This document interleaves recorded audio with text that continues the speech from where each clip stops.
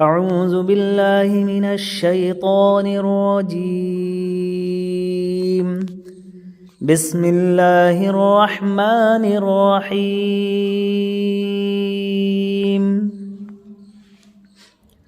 يا أيها المزمل قم الليل إلا قليلا نصفه أو انقص منه قليلا أو زد عليه ورتل القرآن ترتيلا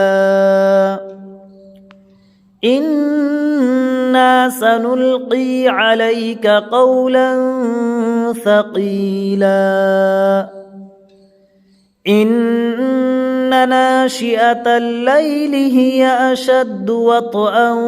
وأقوم قيلا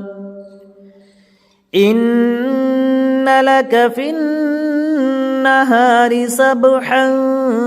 طويلا واذكر اسم ربك وتبتل إليه تبتيلا رب المشرق والمغرب لا إله إلا هو فاتخذه وكيلا واصبر على ما يقولون واهجرهم هجرا جميلا وذرني والمكذبين أولي النعمة ومهلهم قليلا إن لدينا أنكالا وجحيما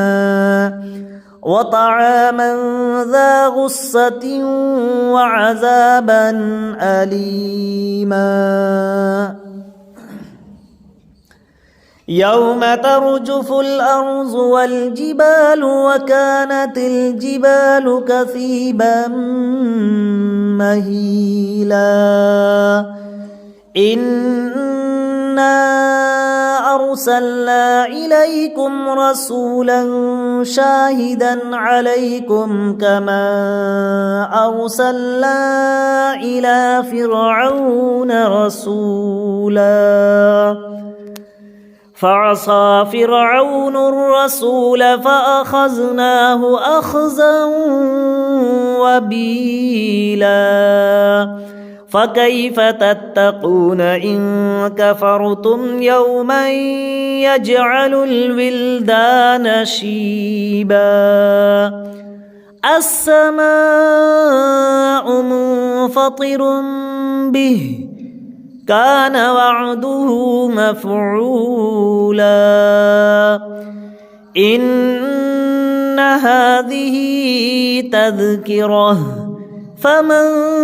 شاء اتخذ إلى ربه سبيلا إن ربك يعلم أنك تقوم أدنى من ثلثي الليل ونصفه وثلثه وطائفة من الذين معك والله يقدر الليل والنهار علم أن لن تحصوه فتاب عليكم فاقرؤوا ما تيسر من القرآن علم أن سيكون منكم مرضى وآخرون يضربون في الأرض يبتغون من فضل الله وآخرون يقاتلون في سبيل الله فاقرؤوا ما تيسر منه وأقيموا الصلاة وآتوا الزكاة وأقرضوا الله قرضا حسنا وما تقدموا لأنفسكم من خير تجدوه عند الله هو خيرا وأعظم أجرا واستغفروا الله إن الله غفور رحيم. صدق الله العظيم.